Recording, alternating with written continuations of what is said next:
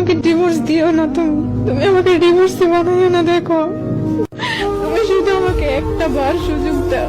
আমি আপনাকে একটা কথা বলি, হাজবেন্ড 12 ঘন্টা কাজ করে আসার পর ওয়াইফকে কল দিবে, সুখ দুঃখের কথা বলবে বা বিভিন্ন কথা জিজ্ঞেস করবে। ওরে সন্ধ্যা 6টা বাজে আমি কল দিলে বলবে হ্যাঁ বলো কি হয়েছে। প্রথম শব্দটাই হচ্ছে ওর এটা। মনে হয় যে সারাদিন কাজ করছে, আমি সারাদিন বাসায় শুয়েছিলাম।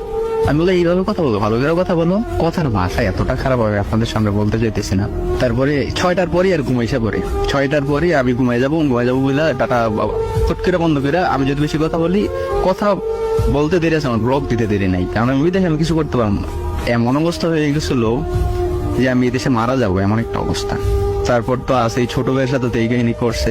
তারপর আমার থেকে বড় 10 বছরের, সে সৌদি থাকে, সে তার সাথে কথা বলে, ওই ভাই ওরে জান কলিজা বলে ডাকে, ওই ভাই থেকে সে টাকা আনে, এইটা আনে সেইটা আনে। আমার কথা হচ্ছে, তোর সাথে যদি একটা ছেলের রিলেশন না থাকে, ছোট ভাই তোর কিভাবে আমার বলে বউ কেমন আছো, তো নাস্তা করছো নি তুমি, বড় ভাই কিভাবে বলে জান সোনা কলিজা। আমি কি বোকা? আমি তো বোকা না, আমি তো এই যেমনও একটা ছেলে। এইসব করে, কিন্তু সারা জীবন বিয়ে করার পরেও তোর ফ্যামিলি আছে, তোর বাচ্চা আছে, তোর তো একটা মনুষ্যত্ব থাকা উচিত।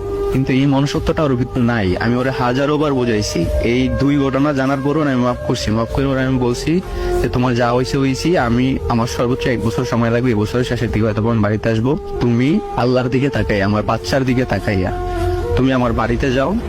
আমি আসার আগ পর্যন্ত তুমি আমার বাড়ি থেকে যাও না। আর যদি আমি আসার আগ পর্যন্ত তুমি আমার বাড়ির থেকে তোমার বাপের বাড়িতে যাও, তাহলে কিন্তু তোমার আমি ছেড়ে দেবো। আমার কি বলে, তুমি যদি আমার ছাইরাও, তো এটা আমার পক্ষে সম্ভব না। আপনার বাড়িতে থাকা সম্ভব না? না, সম্ভব না। এই বাবার বাড়িতে থাকবো, এটা কোনো সম্ভব না। বাবার বাসায় গেছে আবার, ওরা আমি অনেক রিকোয়েস্ট করে ওর হাতে পায়ে ধরে, বউ সোনার লক্ষ্মী, ওরা আমি ভালোবাসা দিয়েও আমার কাছে রাখার চেষ্টা করছি, ভয় দেখেও রাখার চেষ্টা করছি। মানে ওরা আমি এমনও বলছি, দেখ তোর কাবিনের টাকা 1.5 লাখ টাকা, এটা আমার 1 মাসের বেতনও না, আমি তো ছাড়িয়ে দিতে পারবো যে কোনো সময়। এইভাবেও চেষ্টা করছি, এইটাও হয় নাই। এখন আমার কাছ থেকে 3 লাখ টাকা দাবি করে, আমার কাবিন 1.5 লাখ টাকা, কিন্তু 3 লাখ টাকা কেন দিব? বলতেছে আমার জীবন নষ্ট করছে। আমি যদি বলি ও আমার জীবনটা নষ্ট করছে। আর একটা সবচেয়ে ইম্পর্টেন্ট কথা বলি, হাজবেন্ডের প্রতি ওয়াইফের যে একটা ভালোবাসা, যে একটা কেয়ার, কোনোদিন আমার জিজ্ঞেস করে না তুমি কেমন আছো, তুমি কি খাইছো, খাওয়া দাওয়া করছো কিনা, তোমার শরীর কেমন। মানে হাজবেন্ডের প্রতি ওয়াইফের যে একটা মায়া, টান, ভালোবাসা, এই জিনিসটা ওর মধ্যে বিন্দু পরিমাণা নাই। আমি হয়তো আপনাকে গুছাইয়া বলতে পারতেছি না, কারণ আমার মনের মধ্যে অনেক কষ্ট।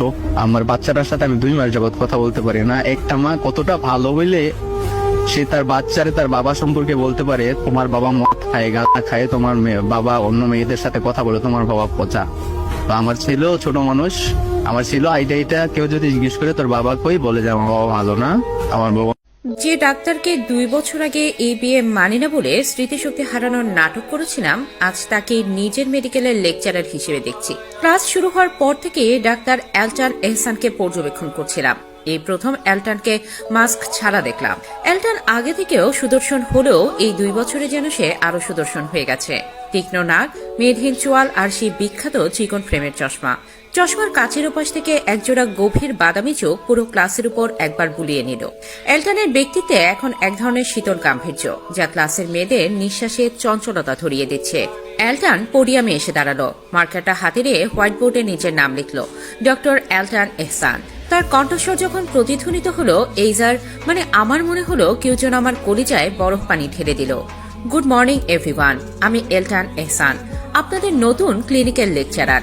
এলটানের দৃষ্টি সবার উপর দিয়ে ঘুরে এসে ঠিক এইজার উপর স্থির হলো।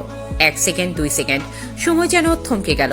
এইজার মনে হলো তার শ্বাস বন্ধ হয়ে আসছে। সে কি চিনে ফেলেছে? এলটানের ঠোঁটের কোণে খুব সূক্ষ্ম, প্রায় অদৃশ্য এক চিলতে হাসি ফুটে উঠল। অ্যানাটমির জটিল সব লেকচার দিচ্ছিল এলটান। ক্লাসের মেয়েরা মন্ত্রমুগ্ধের মতো তাকে দেখছে, কিন্তু এইজার কানে কোনো কথা ঢুকছিল না। সে শুধু ভাবছিল, যদি এলটান সবার সামনে তাকে চিনে ফেলে, যদি বলে বসে এই সেই মেয়ে যার সাথে আজ থেকে কয়েক বছর আগে আমার বিয়ে হয়েছিল। হঠাৎ এলটান থেমে গেল, সরাসরি এইজার দিকে তাকিয়ে শান্ত স্বরে বলল, you 3rd rho, 2nd guard. দাঁড়িয়ে এই টপিকটার সারমর্ম বলুন তো, আপনার নামটা যেন কি? এইজা ঘামতে শুরু করলো। সে উঠে দাঁড়ালো। ক্লাসের সবার চোখ এখন তার উপর। এলটান তার দিকে এমন ভাবে তাকিয়ে আছে যেন সে একদম অপরিচিত কেউ। স্যার, আমি এইজা, কোনো মতে বলল সে। এইজা। এলটান নামটা উচ্চারণ করলো খুব ধীর লয়ে, যেন জিভের ডগায় নামটার স্বাদ নিচ্ছে সে। নামটা খুব চেনা মনে হচ্ছে। আমাদের কি আগে কোথাও দেখা হয়েছে মিস এইজা? পুরো ক্লাসে পিনপতন নীরবতা। এইজার মাথা ঘুরছে। এলটন কি সবার সামনে তাকে অপদস্থ করার ফাঁদ পাচ্ছে? এইজা সাহস সঞ্চার করে উত্তর দিল, না স্যার, আমি আপনাকে আজই প্রথম দেখলাম। এলটন চশমাটা হাত দিয়ে একটু উপরে ঠেলে দিল। তার বাদামি চোখে এক রহস্যময় দ্যুতি খেলে গেল। লেকচার হলের এসি চলছে পুরোদমে, কিন্তু এইজার কপালে বিন্দু বিন্দু ঘাম। সে নিজের মাস্কটা আরো একটু টেনে ঠিক করে নিল। এলটন যখন ক্লাসের এপাশ থেকে ওপাশে হাঁটছে, তার পারফিউমের পরিচিত ঘ্রাণ এইজাকে 2 বছর আগের এক বৃষ্টি ভেজা বিকেলে ফিরিয়ে নিয়ে যাচ্ছে। এলটন ব্ল্যাকবোর্ডে ড্রয়িং করছে।